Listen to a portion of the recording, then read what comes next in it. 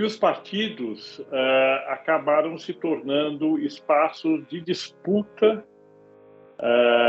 do poder existente e obedecem muito mais regras de mercado, entre aspas, do que regras políticas, obviamente regras de mercado no sentido figurado, do que regras políticas, né? É um toma lá da cá, é uma luta por espaço, é um esforço do partido de ocupar os diretórios municipais, de ocupar diretórios estaduais.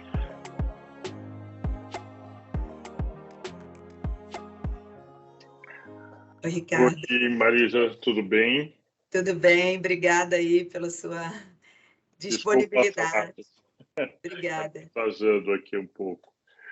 Não, tá tudo bem. Obrigada, viu?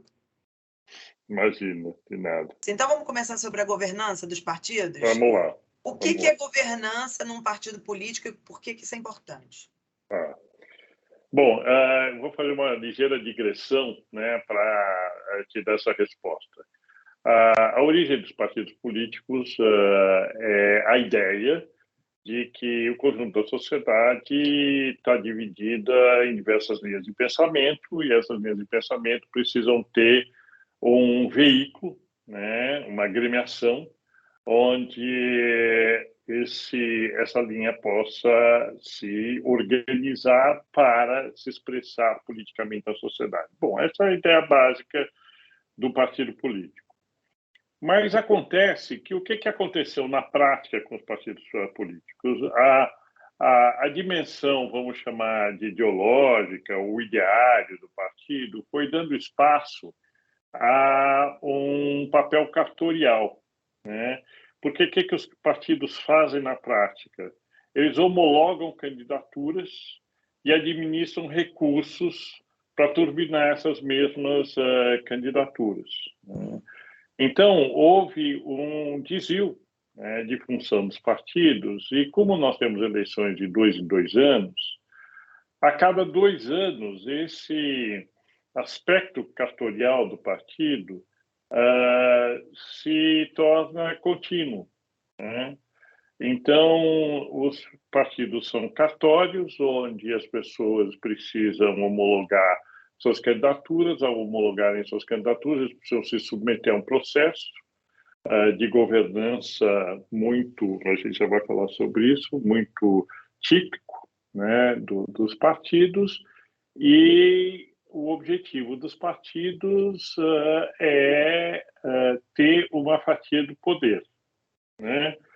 Então, não importa muito se você é de esquerda, direita, centro-esquerda, cristão, o que importa é que você tenha poder, você tenha uma participação no poder, porque a tua participação no poder vai dando a dimensão dos recursos que vão estar disponíveis para o partido, os cargos que vão estar disponíveis para o partido e a participação das comissões parlamentares, né?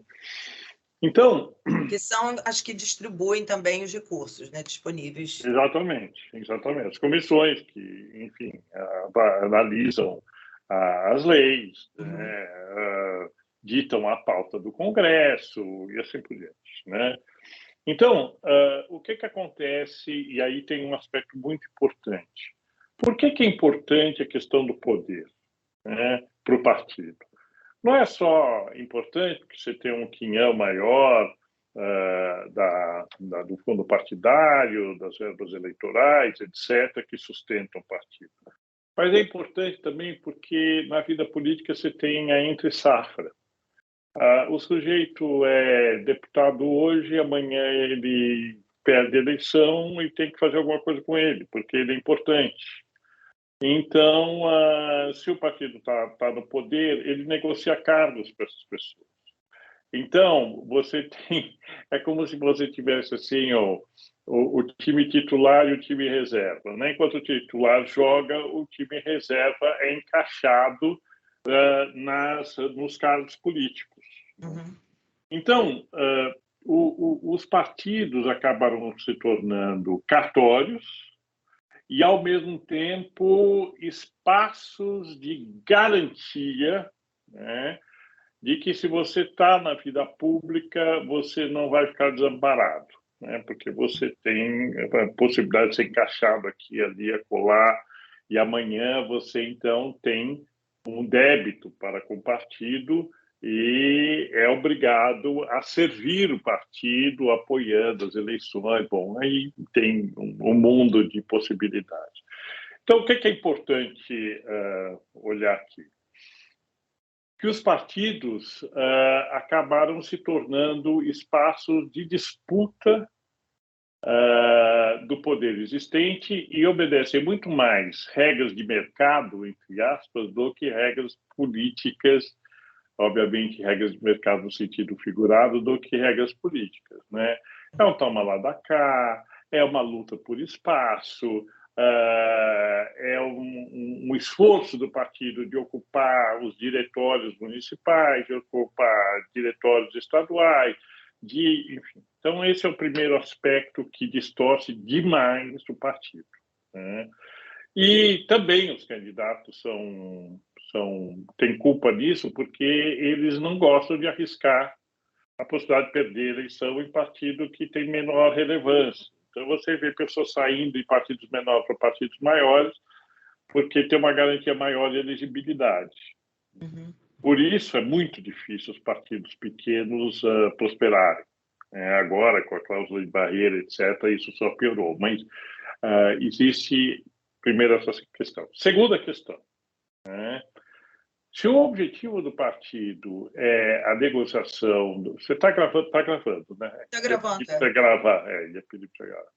Se o objetivo do partido é disputar espaços de poder, não é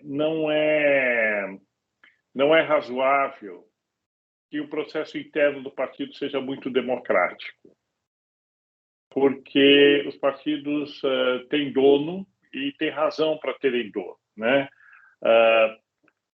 Se um partido começa ele começa a ter relevância, você começa a ter militantes de todos os tipos se inscrevendo no partido, e muitas vezes, mesmo no nível de diretórios municipais, você começa a ter muitas disputas. Muitas disputas porque quem tem a presidência, quem está na direção do diretório, tem os poderes, né, de dizer quem vai se candidatar, quem não vai se candidatar, como você vai usar o dinheiro, como é que você não vai usar. Então, a disputa começa logo ali, né, logo no diretório municipal, né? E ela vai se agravando na medida em que, se existe um projeto claro de poder, você não pode ficar debatendo muito com muita gente esse projeto. E o que acaba havendo, mesmo nos partidos que nasceram de forma muito democrática, como o PT, como o PSDB, mais recentemente a Rede, mesmo o Partido Novo, eles acabam tendo essa distorção, né? Porque se você não tem uma espécie de hierarquia rígida no partido, né, você tem dificuldades de controlar o partido. Se você tem dificuldade de controlar o partido, você não consegue negociar o poder. Porque você vê, né, agora que nós estamos em ano de eleição, as negociações são em bloco, né? Quer dizer, bom, quem vai dar palanque para quem, em que estado e como, e etc. Se você não tiver um comando centralizado desse processo, dificilmente você tem a credibilidade necessária para poder dar as garantias nas alianças, etc, etc, etc. Bom, um exemplo disso foi em São Paulo, foi a candidatura do governador de São Paulo, né, da Terceira Via, que exatamente. O partido tirou e pronto, e é isso, é mais ou menos isso. Então, isso se encaixa no que você chama de governança, quer dizer, você ter uma estrutura bem, ter dono, ter uma estrutura, é isso? Eu vou chegar lá. E essa força, né, intrínseca da lógica partidária que acaba criando estruturas rígidas e autoritárias, é altamente conveniente para os dirigentes partidários. Por quê? Porque o dirigente partidário tem um poder de caneta absolutamente ditatorial. Se o presidente do partido resolve destituir um diretório estadual inteiro, ele vai e destitui. Tanto é que os partidos lançaram mão de um dispositivo legal que é criar comissões provisórias, né? Então, diretórios provisórios, etc., porque aí o presidente tem controle direto sobre isso. Bom, quando você dá tamanho poder ao presidente do partido e ao presidente do diretório estadual e mesmo municipal, obviamente você acaba dando a essa pessoa quer dizer, não deveria ser um privilégio, deveria ser uma responsabilidade, mas as pessoas acabam, a maioria dos caciques partidários acabam entendendo isso como um privilégio e se eternizam. E ao se eternizar, vão criando seus grupos de poder. E aí dominam o partido, né? E os partidos perdem completamente a sua dinâmica democrática. Então, aí respondendo a sua segunda pergunta, quais são os aspectos de governança que precisariam ser modificados? Quando nós fundamos a rede, eu ajudei a fundar, mas eu também falo isso pelo Novo, porque o Novo também teve essa preocupação e o PSOL também tem um pouco essa preocupação.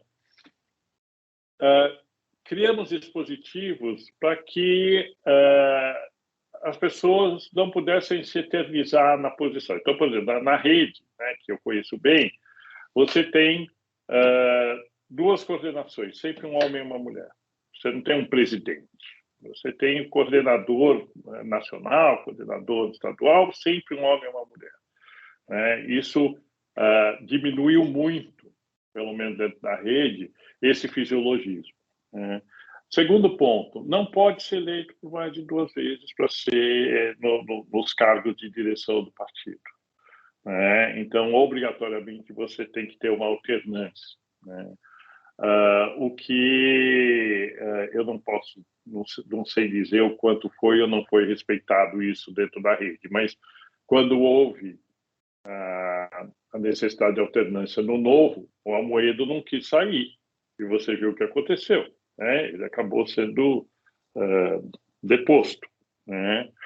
Então, os partidos mais novos, que foram fundados depois de 2010 e que já vieram inspirados, né, por uma outra visão de partido, têm mecanismos nos seus estatutos que diminuem esse risco, mas não eliminaram esse risco. Uhum. Então, quais são os aspectos de governança que são muito importantes? Primeiro, em qualquer empresa, você tem um estatuto, os partidos também têm, e depois você tem um código de conduta. E esse código de conduta, ele em geral contempla a governança, não só os aspectos éticos, etc., procedimentos procedurais, mas também a questão da alternância. Nem todos os partidos têm esse código de conduta. Você tem o estatuto, você tem a comissão de ética do partido, nem sempre a comissão de ética obedece um documento, ou um estatuto específico de ética do partido, e a maioria dos partidos não tem um código de conduta. E quando tem um código de conduta, como você deu muito bem o exemplo, esse código de conduta pode, à luz do calor da batalha, simplesmente ser atropelado e desconsiderado. Uhum. Então, a fragilidade dos partidos, se deve primeiro a essa distorção. Por isso que, na época que eu estava na política e estava fundando a rede, etc., a gente defendia muito a candidatura avulsa. Você não precisa entrar no jogo partidário para poder ser candidato. Mas isso é viável no Brasil? Acho que não, né? Olha, a ideia é boa, mas ela não vingou. Uhum. Se bem que, por exemplo, quando você vê essas candidaturas coletivas, não deixa de ser uma derivação da candidatura avulsa, porque, na verdade, quem está lá na cédula é uma pessoa, mas a gestão do mandato é compartilhada. E isso está escalando, né? Cada vez mais você tem candidaturas coletivas, né? E tem dado resultado. Você está falando de polarização de dois partidos na eleição presidencial? Não. Quando um candidato, um grupo de pessoas, né? Isso começou no PSOL, foi o primeiro partido que fez isso. Depois a Rede e outros partidos começaram a fazer. Você tem um grupo de pessoas que se une, né? Sob o nome de uma das pessoas que é escolhida democraticamente. Então, quem vai para a cédula, etc., é aquela pessoa, mas a candidatura é coletiva. Então, se a pessoa é eleita, todo aquele grupo participa da candidatura, assume lá as funções burocráticas do mandato, mas atuam como se parlamentares fossem. Então, discutem as agendas, as pautas, o posicionamento do partido, mesmo que oficialmente a pessoa que expresse isso seja a pessoa que estava na cédula quando da eleição. Agora, você tem várias candidaturas coletivas. Então, isso deu uma democratizada no processo. Né? Isso ampliou o acesso, né, desses espaços de poder para além dos indivíduos e para coletivos. Mas você pode citar alguns exemplos dessas candidaturas coletivas? Olha, a candidatura da deputada estadual a São Paulo, estou dizendo, como é o nome dela? Conheço muito a Cláudia Visoni, que faz parte desse coletivo. Ai, meu Deus, qual é o nome dela? Vou fazer uma busca aqui rápida. Depois você me passa, então, não tem problema. Não, mas é importante lembrar. Eu acho que é Mônica Seixas. Mônica Seixas. Tem uma outra candidatura coletiva que é na cidade de Goiás, aquela cidade Paraíso, como é que são, não sei o que do Paraíso. Tem lá uma candidatura coletiva muito atuante. Bom, se você... acabei de dar o Google, tem vários nomes aqui. Você pode depois dar uma olhada nisso. Tá. Aqui é Mônica Seixas. Freitas ou Seixas, sei lá. Bom, então, por que os partidos são tão avessos, né, a sistemas de compliance e governança? Porque na política tudo muda toda hora, né? E a capacidade de adaptação dos partidos às diferenças de conjuntura é muito importante. Então, você precisa ser rápido na política, você precisa poder fazer alinhamentos rápidos, compromissos rápidos. E sistemas de compliance ingessam isso. O que acaba levando, no limite, a dominação do partido pelos famosos caciques. Quer dizer, então, as demandas que acabam distorcendo a governança dos partidos acabam se tornando as causas determinantes da apropriação do partido por grupos políticos. Eu assisti, por exemplo, o processo do Partido Verde com Pena. Né? A Marina tinha saído das eleições com 20 milhões de votos, quer dizer, toda a turma, né, da Marina tinha ido muito bem e muito melhor do que... E aí, então, houve uma negociação com o partido no sentido de dividir a governança do partido, né? E inovar o Partido Verde para todos aqueles pressupostos que nós achávamos adequados na época. E aí, quando Pena viu que estava se criando uma outra força que ele não controlava no partido, ele simplesmente destituiu todas as pessoas da Marina no Brasil inteiro que estavam em cargos de gestão do partido. E, com isso, ele tomou o partido e está aí até hoje. Né?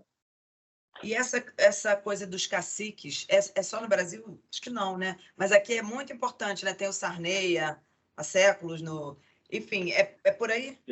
Eu acho que é um fenômeno bem latino esse, né? Porque vamos, assim, dar um zoom out e dar uma olhada um pouco mais sociológica para essa questão, né? Somos um país colonizado, né? Fomos colonizados. Então, essa dicotomia, né, entre os colonizadores e os colonizados sempre foi muito forte. Tanto é que no Brasil todo mundo tenta ter autoridade, né? A autoridade é como se fosse um salvo-conduto para as limitações da vida. Então, o que acontece? Essa aspiração, né, que é cultural, né? Todo mundo quer ser chefe, patrão, nobre ou qualquer coisa assim, é completamente avessa ao espírito democrático de verdade, onde você tem uma circularidade de poder, você tem alternância de poder, você tem... Parece que congelou. Está me ouvindo? Eu estou te ouvindo, mas a imagem estava ruim mesmo, estava com delay. Mas eu estava te ouvindo direito. A internet deve estar meio... Formas democráticas de gestão partidária, elas passam a ideia de enfraquecimento do prestígio político. Claro que existem partidos que conseguem, né? Eu acho que o PSOL, talvez, assim, se você olhar o tempo de existência do PSOL e os mecanismos de gestão do PSOL, talvez o PSOL seja um dos partidos que conseguiu um equilíbrio. Não está livre disso. O Boulos tem muito mais poder hoje do que o Ivan Valente dentro do partido. Por quê? Então, nós paramos onde? Você estava falando sobre que o PSOL talvez tivesse uma governança um pouco melhor, acho que era isso, né? Não, então, eu estava falando dos partidos que eu conheço, o PSOL conseguiu um equilíbrio melhor, né, entre essa questão de governança, de estatuto interno, que é respeitado e etc. Né? E você acha que no Brasil isso é viável, assim, ser uma coisa para partido? Porque, assim, por exemplo, a gente tem uma eleição presidencial esse ano, super importante, grande, com dois principais candidatos, de duas principais candidaturas e uma terceira via, né? Vamos dizer. Sim, pelo que a gente... Isso, assim, a gente... Nesses partidos grandes, isso é mais difícil ainda, esses muito grandes, tipo o PT, partidos que estão com candidaturas muito... E como é que você torna... como é que a lógica do poder é o que determina, né? Por que só o Lula permanece como grande liderança do PT? Porque ele é a pessoa que tem maior capacidade eleitoral. O Bolsonaro, ele fica escolhendo o partido. Antes era o PSL, né? Depois agora está no PL, né? E todo mundo disputa o nome do Bolsonaro porque ele tem capital, né, eleitoral, né? É isso que acaba determinando. Olha o que aconteceu no primeiro partido do Bolsonaro, né? Que é esse do Antônio Bivar, como é o nome do partido? É PS... Bom, enfim, o partido que o Bolsonaro se elegeu. Ele era um partido insignificante, né? Acabou sendo instrumentado, né, para as eleições, o Bolsonaro ganhou, começou a haver uma disputa interna no partido, né? E aí o grupo do Bolsonaro não conseguiu tomar o partido, né? Olha como o caciquismo lá era forte, né? Antônio Bivar já tinha todos os seus elementos. Foi muito parecido com o que aconteceu com a Marina. né? Quer dizer, o candidato se tornou maior que o partido e depois quis disputar no partido o poder, né, de liderança, e aí o cacique não deixou, né, e o Bolsonaro acabou saindo do... E depois, quando ele entrou no PL, não sei se você lembra, o atrito que ele teve com o próprio Valdemar da Costa Neto. Ele começou a impor alguns nomes, o Valdemar da Costa Neto, não, peraí, aqui você não vai entrar, e etc. Agora, se eventualmente o Bolsonaro vier a ser do... Estou, obviamente, raciocinando pelo absurdo, né? Se eventualmente ele viesse a ser presidente mais uma vez, etc., provavelmente, com o tempo, né, ele ocuparia um espaço partidário muito maior. Maior, né? Agora, então... Dória no PSDB, né? O Dória desandou prefeito e depois governador, ele simplesmente tomou conta do partido, até que o partido o expulsou, né? Então, você vê como é que é um movimento pendular, né, entre estrutura tradicional partidária, com cacique, etc., e o candidato eleito, popular, etc., que adquire poder político. Aí você tem a disputa. E aí, em geral, né, pelo menos tem sido assim, a estrutura do partido acaba prevalecendo. Então, nessas estruturas caciquizadas aí que a gente tem, né? Você vê possibilidades no futuro ter uma governança melhor, a gente ter mais transparência com relação não só aos sistemas internos de decisões e tal, mas também quanto à distribuição de recursos, usos do dinheiro, que eu acho que é isso também, né? E não também só, menos corrupção, né? Porque essa confusão abre muito espaço, mais espaço para claro, envolvimento com... Claro, a corrupção, claro. Olha o exemplo. Você proibiu a contribuição dos empresários nas eleições para diminuir a corrupção, os deputados vão lá e fazem passar uma lei que triplica, né, o recurso, né, para os partidos, o recurso eleitoral para os partidos. Né? Então, você vê como existe uma lógica de gestão do poder sustentada pelos partidos que é quase impenetrável, quase impenetrável. Agora, é possível ser diferente? Não é só possível, como necessário, porque essa lógica partidária está destruindo a democracia. O que nós estamos vendo é um fisiologismo, né, dominando todo o processo. Não é só o fisiologismo dos governos de coalizão, onde o executivo coopta o legislativo, né, e tem uma troca de favores, como a gente vê hoje com Lira, né, com Bolsonaro, etc., mas isso também já ocorreu em outros governos. Mas é também você vai criando um distanciamento da dinâmica partidária da sociedade. Então, os partidos eles começam a negociar muito mais os seus interesses em relação ao poder do que necessariamente ouvir, né, ou expressar o que está ocorrendo na sociedade. E aí, o que está acontecendo? Descrédito da política, descrédito da democracia, descrédito dos partidos, e vão surgindo outras organizações, que eu chamo de organizações cívico-partidárias, como a RAPS, como a Renova, como a Agora, etc., que vão recebendo os candidatos, né, as pessoas mais movidas por ideais. Eu não chamo nem de ideológicas, mas movidas por ideias, que querem realmente participar das eleições porque tem, enfim, uma contribuição a dar. E esses movimentos cívicos estão trazendo uma renovação. Então, você vê a Tabata Amaral, né, resultado desse processo, você vê o Augustinho, né? Resultado desse processo. Você vê mesmo esse rapaz, né?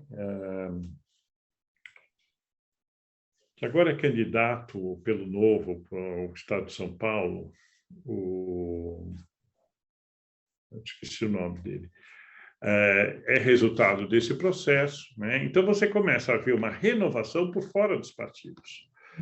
Então, há um acordo desses movimentos cívicos com os partidos, né? Os partidos acabam cedendo às legendas por interesse na capacidade eleitoral desses candidatos, mas quem prepara esses candidatos e quem prepara duplamente na dimensão política eleitoral e na formação mesmo são essas organizações não partidárias. Agora, isso para chegar lá em cima, essa renovação, demora um pouco, né? Para chegar nessas candidaturas mais... Não? Eu acho que demora. Eu acompanho a política de 10 anos, né? E que estive na política, atuando na política durante 8 anos, né? Não, na verdade, acompanho a política há 14 anos e estive envolvido 8 anos. Eu acho que em 10 anos muita coisa mudou. A lógica, né, do poder dos partidos não melhorou muito, mas a qualidade de algumas lideranças partidárias melhorou. Agora, claro, cada mandato leva 4 anos, para você consolidar uma liderança leva no mínimo 8 anos, então nós estamos falando de mudanças que há 20 anos, né? Eu estou perguntando isso porque, assim, tem a questão da democracia, né, das ameaças da democracia e tal que a gente está vendo. Quer dizer, apesar de estar vendo essa renovação que você está citando, a gente tem ameaças hoje, eu acho, maiores do que um pouco atrás, talvez, né?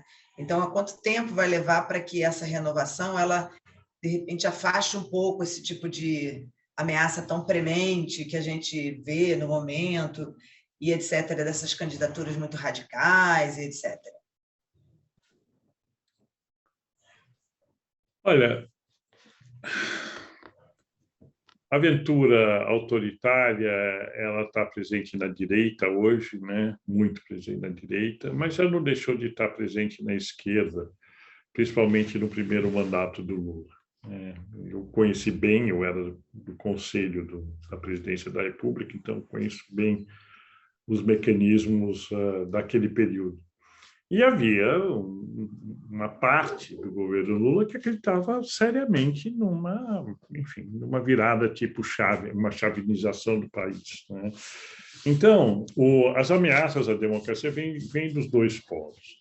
E por isso que essa eleição é tão perigosa, né? Porque se não houver uma alternativa hegemônica, né, a esses dois polos, uma guinada autoritária pode acontecer. Menos pelo Lula, mais pelo Bolsonaro, como está evidente, mas o Lula, se tiver uma reação muito vigorosa da direita, né, tentando desacreditar as eleições, dá lá o que aconteceu lá dos Estados Unidos, lá Trump, né, pode acontecer, né, da esquerda ter os motivos, as justificativas para endurecer, né? Então, essa polarização é péssima para a democracia. É péssima. Temos que sair da polarização. Temos que sair da polarização. E seja o governo que assumir, né, ele vai ter uma responsabilidade terrível em resgatar a credibilidade no governo. Porque a crise da democracia, ela se dá por uma crise de confiança, Marisa. As pessoas deixaram de confiar na política. Deixaram de confiar nas pessoas, deixaram de confiar nos partidos e deixaram de confiar na política.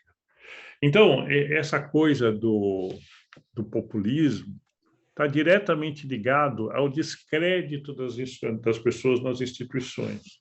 Então, desacredita as instituições, vou acreditar na pessoa. Então, você transforma aquela pessoa num herói, num mito, não sei o quê, entendeu? O que mostra também a imaturidade da nossa sociedade. Mas o fato é que, seja aqui, seja na França, seja nos Estados Unidos, nós estamos tendo uma crise grave, né, das instituições. E eu acho que uma das razões pelas quais isso está ocorrendo é que a democracia ela tem 200 anos, né? Pouco mais de 200 anos. E ela não se atualizou nos seus princípios, das suas instituições estruturantes. Então, os partidos funcionam dessa forma, a tripartição do poder funciona da forma que a gente conhece. Essa tripartição do poder é a que melhor serve a dinâmica da sociedade. A dinâmica da justiça, ela consegue dialogar com as mudanças vertiginosas que estão ocorrendo na sociedade.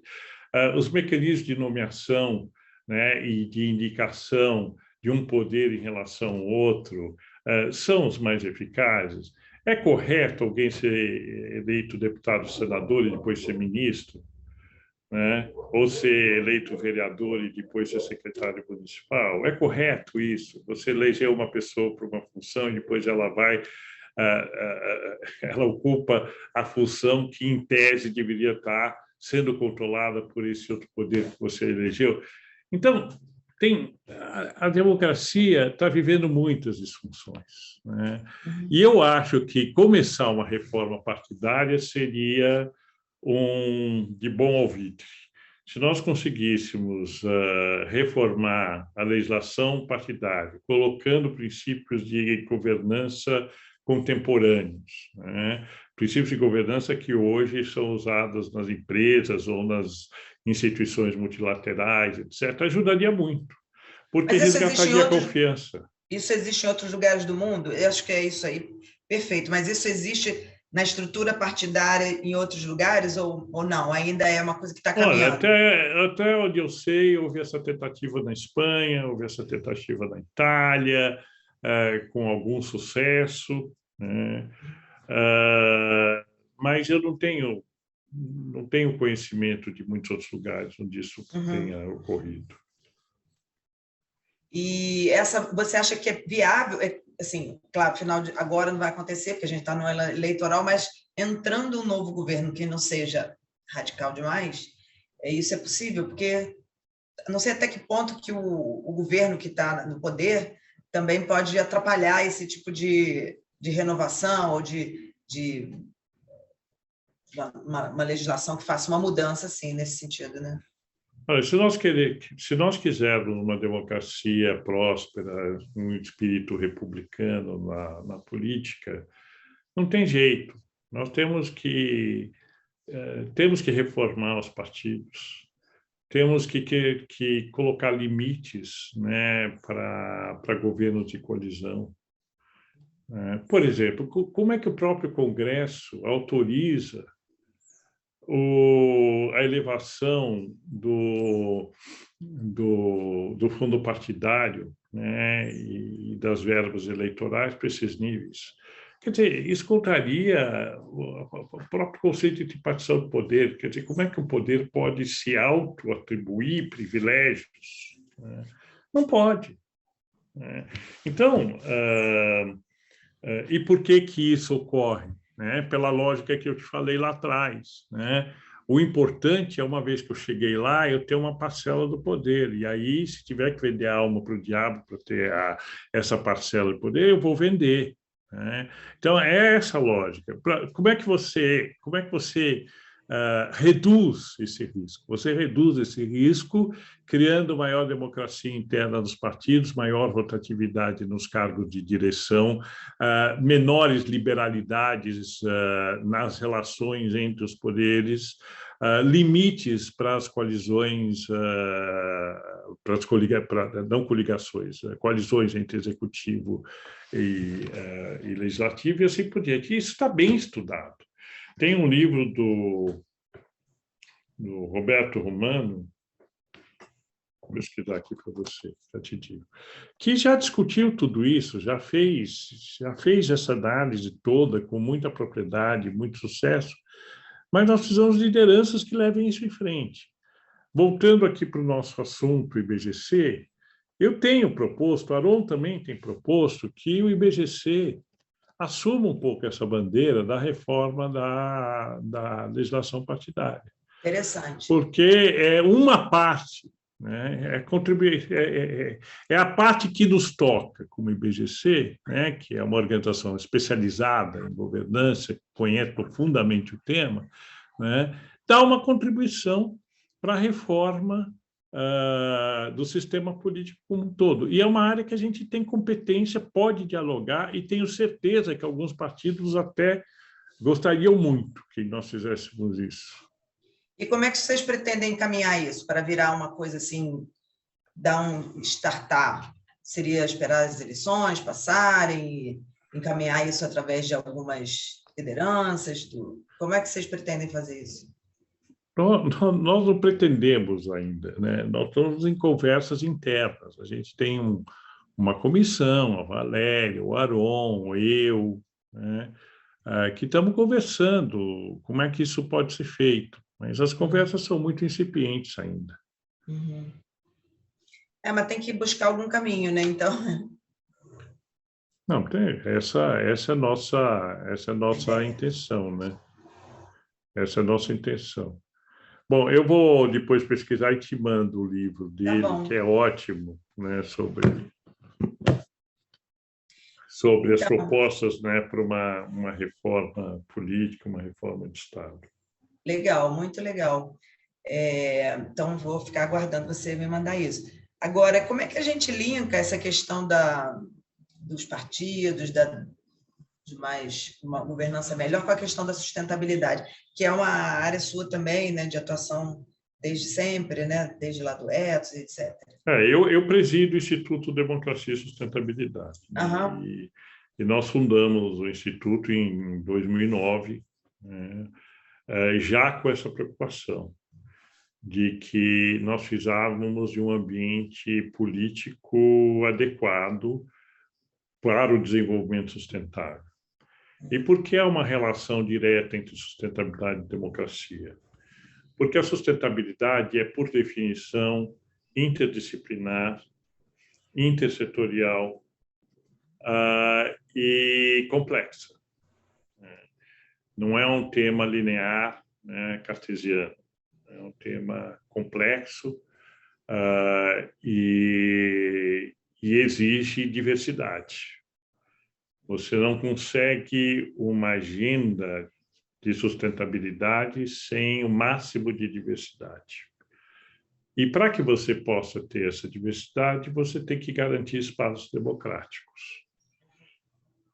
Tanto é verdade que o governo Bolsonaro, que é autoritário, ele, de uma canetada, destruiu 20 anos de avanços na área ambiental do país. Nós, enfim, retroagimos, né? Então, você vê o que acontece. Vem um governo autoritário, destrói, né, a construção de 20 anos. Agora, isso não foi só... claro que o governo Bolsonaro é campeão, né, das medidas autoritárias em relação ao meio ambiente. Mas ocorreu isso na Dilma, também no governo Dilma. Quando nós estávamos discutindo a usina de Belmonte, foi um exemplo. Quer dizer, houve um conluio dos interesses econômicos e políticos e simplesmente se impôs aquele fracasso que é a usina de Belo Monte para a sociedade brasileira, né? Então, a sustentabilidade ela exige muita ciência, pensamento complexo, diversidade, confiança para a construção de processos coletivos, e tudo isso é democracia. Não há possibilidade de um desenvolvimento sustentável fora da democracia. E nós podemos olhar para a China, né? E você vê que a China, embora tenha tido alguns avanços ambientais, destruiu o meio ambiente, né? O período maoísta para a China foi um desastre, porque a visão que o Mao tinha logo depois da Revolução Chinesa, era se tornar uma potência industrial. E qualquer coisa que tivesse na frente devia ser destruída. Então, tem casos assim, de crimes ambientais na China.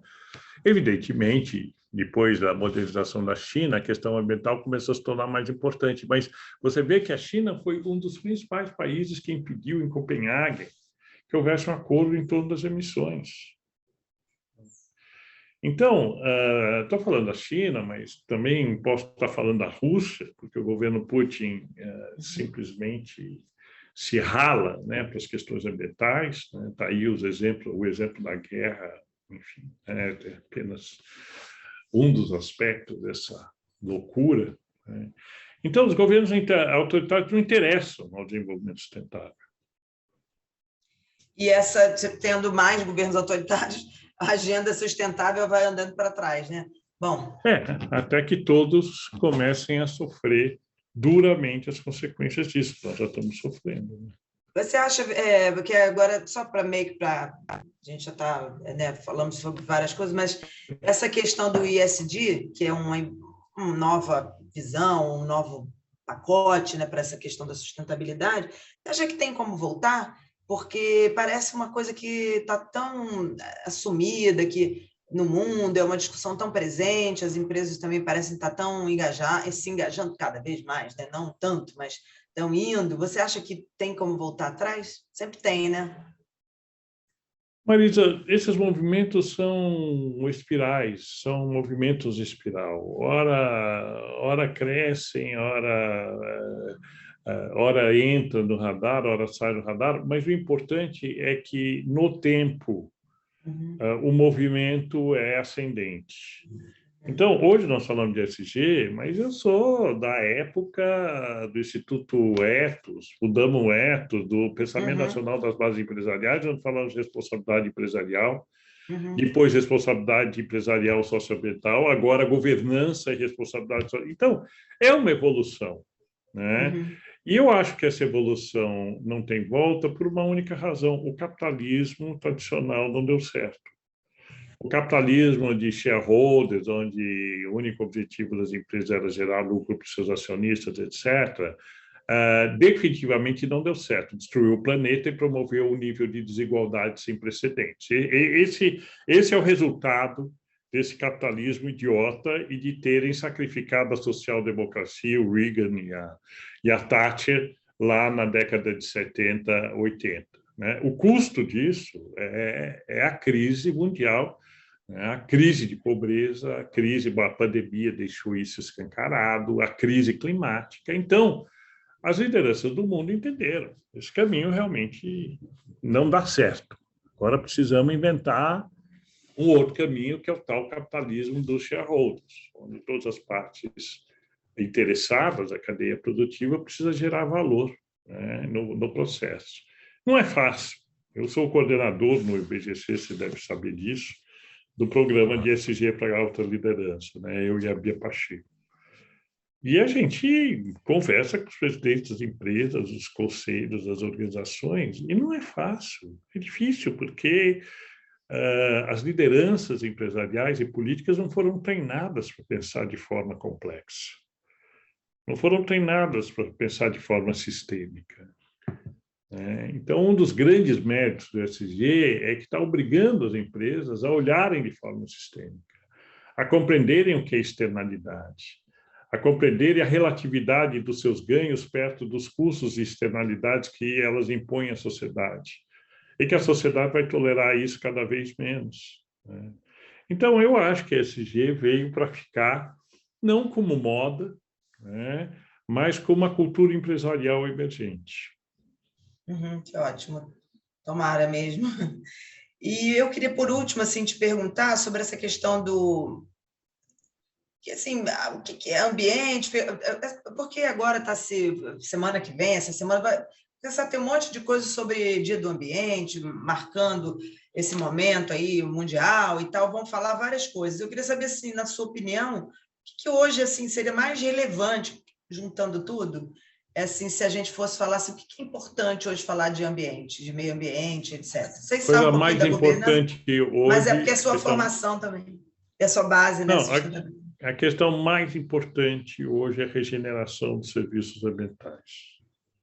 E daí toda essa discussão do Código Florestal, que está fazendo 10 anos, toda essa discussão sobre mercado de carbono, e etc., etc. Porque a única forma de mitigar em larga escala os efeitos dos gases da emissão dos gases de efeito estufa é a regeneração dos serviços ambientais em larga escala através de reflorestamento.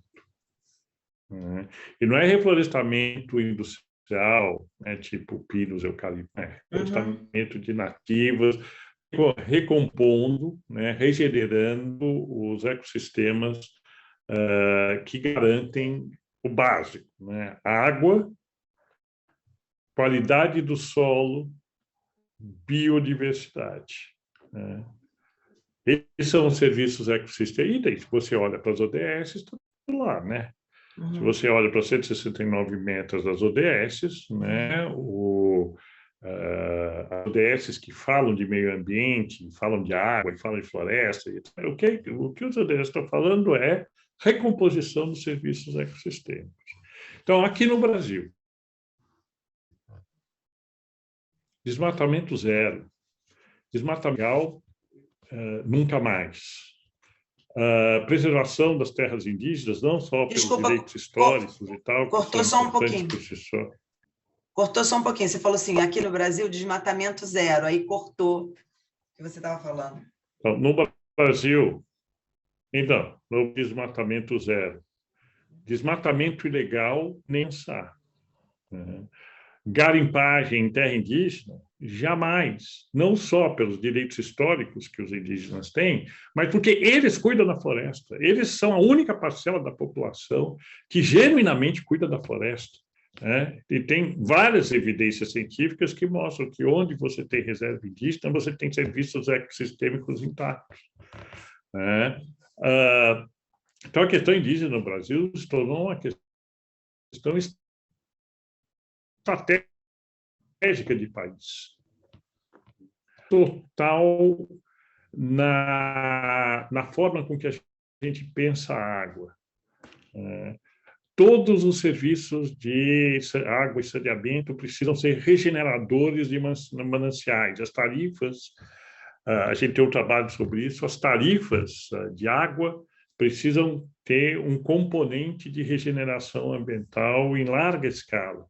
Nós estamos perdendo a nossa capacidade hídrica no Brasil, já perdemos quase 20% nos últimos 20 anos, continuamos perdendo por uma ignorância no uso desse recurso, por uma visão irresponsável desse recurso que é finito. Então, a agenda ambiental do Brasil é fácil. Ela não é um bicho de 7 cabeças. Ela tem alguns pressupostos que são esses e tem alguns desafios. Como é que você cria cadeias sustentáveis? Como é que você revê cadeias que hoje estão operando no mercado de forma sustentável? Como o governo entra como impulsionador ou incentivador de alguns gargalos no processo de desenvolvimento sustentável, como, por exemplo, energia renovável, como, por exemplo, modais de transporte menos impactantes para o clima e assim por diante. Então, nós, lá no IDS, e não é só o IDS, agora mesmo o Observatório do Clima preparou um documento muito bom sobre as medidas que precisam ser tomadas no próximo governo. O Joaquim Levy escreveu um documento maravilhoso sobre o desenvolvimento sustentável. Está tudo aí. Quer dizer, está tudo aí. A gente sabe, nós no IDS também, já em 2014, tínhamos produzido um material de quais dos desafios do desenvolvimento sustentável. Agora estamos fazendo a taxonomia verde. Está tudo aí. Um governo inteligente se apropriaria disso, se consorciaria com a sociedade civil organizada, com a academia, a ciência e as ONGs, e faria um programa de governo absolutamente vencedor. Agora, o atraso no Brasil, a direita e a esquerda, porque o governo Dilma, parece até que eu tenho uma implicação pessoal com a Dilma, né? Mas o atraso da visão do governo Dilma e do Bolsonaro em relação ao meio ambiente é simétrico, sabe? É idêntico, é idêntico. A Dilma nunca acreditou em energia renovável, nunca acreditou. Ela era uma entusiasta do petróleo, do pré-sal, custasse o que custasse, né? Então tem uma miopia ideológica, né? Você sabe que a ideologia cega também, né?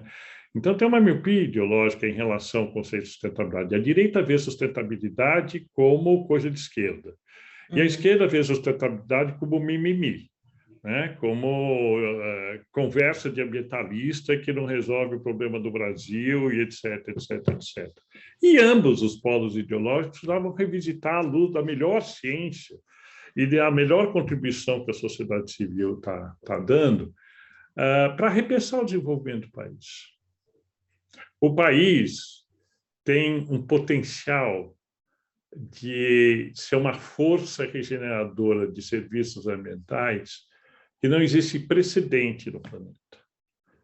O Brasil já é o maior fornecedor de água, né? E pode se tornar não só fornecedor, como uma das maiores reservas estratégicas de água.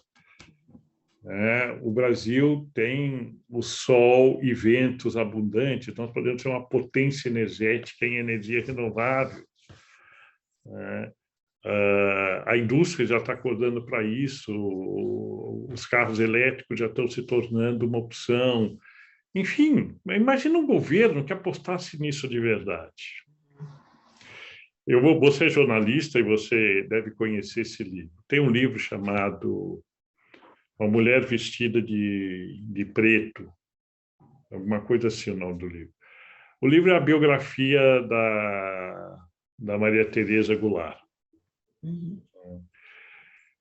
E vale muito a pena ler, porque o Brasil, na década de 50 até o golpe, viveu talvez um dos seus momentos mais ricos e criativos como opção alternativa de desenvolvimento, né? O governo Juscelino, o governo Jânio e Jânio, né? Esse período foi um período de uma efervescência, e foi muito, muito interessante ler esse período aos olhos de alguém que viveu, né, o dia a dia daquele período. Então, caras como o Celso Furtado, né, caras como o que foi reitor da Universidade de Brasília, indigenista, meu Deus, como é o nome dele? Sou péssimo para nome. Bom, tinha um grupo, né, de brasileiros que pensavam o Brasil, que eram, enfim, eles estavam oferecendo uma oportunidade extraordinária para o Brasil. E aí a gente conhece a história, o que aconteceu. Então, o Brasil vive esse problema. Quando a Marina, por exemplo, surgiu, né, como, enfim, a ponta de lança de toda uma visão de desenvolvimento, ela foi destruída pelo PT. Não foi pela direita que ela foi destruída, ela foi destruída pelos seus próprios pares. Aquela campanha de 2014, né, com aquela cena da mesa, né, os bancos, o PT alegando que se a Marina ganhasse, todo mundo ia empobrecer, etc, etc. Quer dizer, você vê que a própria esquerda abateu a Marina. Né? Abateu a Marina porque ela representava, de fato, um risco. Então, a inovação em larga escala no Brasil é um grande desafio, um grande desafio. E a nossa política não é só atrasada, né, do ponto de vista das demandas do país, ela é ignorante. E eu posso dizer de dentro, porque eu vivi a política 8 anos da minha vida quase que em período integral. E ela é muito ignorante, porque a lógica é a mesma lógica do imediatismo que rege que rege a ignorância em geral, né? Quer dizer, aquela visão pragmática que não vê o dia de amanhã, eu tenho que resolver o problema hoje, eu tenho que prometer para a população o que ela precisa hoje, mesmo que eu esteja enganando, porque não sei o que, você não tem uma visão de país, sabe, de longo prazo. Projeto, né? Projeto de país mesmo. Exatamente, não tem projeto de país. E ninguém está apresentando projeto de país. Eu imaginei que a tal da terceira via, né, que teve muito tempo para se organizar, fosse apresentar um projeto de país. Que nada. É aquela mesquinharia partidária que a gente está falando na primeira parte da conversa. Bom, enfim, então, eu não sei se eu contribuí ou confundi. Ótimo, mas... não, foi ótimo. Eu só queria depois que você também, se você puder falar, como é que está a sua vida agora? Porque você tem, suas informações estão lá no LinkedIn, então tem várias informações sobre você, como você gostaria de ser apresentado, né? Eu sou muitas coisas, né? Quer dizer, eu sou empresário, né, de formação, tenho empresa, atuo empresarialmente e tal, mas também sou professor, né? Eu dou aula, coordeno esse programa de lideranças ESG no IBGC, sou consultor em cultura empresarial, né, em transição cultural das empresas. É por isso que essa questão da ESG é tão próxima. Sou doutorando, né, em sustentabilidade na USP, né, faço parte do Centro de Estudos Avançados da USP, né, e sou especialista do tema de cidades, né, em função da minha experiência como vereador e fundador da rede Nossa São Paulo, junto com o DED. Enfim, são muitas coisas, né? Eu sou, se tiver que reduzir tudo, né, tudo que eu sou, uma pessoa que age e atua na direção de uma visão sustentável do Brasil, em tudo que eu faço, seja da minha atividade empresarial, privada, consultoria, como professor, na academia, é isso que eu faço. Ótimo. E você não está mais na política, né? Porque foi vereador, não voltou mais. Nem pretende? Nem pretendo. Eu acho que política é corrida de revezamento. Você corre a sua parte, faz o melhor passo bastão, o outro corre a parte dele. A gente não pode se eternizar sob pena de ser capturado por essa lógica. A gente precisa dar a nossa contribuição sem ser capturado por essa lógica. Isso você só consegue fazer isso com essa visão de revezamento, porque senão você acaba adoecendo e se intoxicando com esses problemas todos que a gente falou aqui. Tá ótimo. Olha, e na sociedade civil tem um espaço enorme para a gente dar contribuição importantíssimo pública. Então é isso que eu estou fazendo hoje. Tá ótimo. Muito obrigada. Tá bom. Tchau. Tudo de bom. Obrigado. Tchau.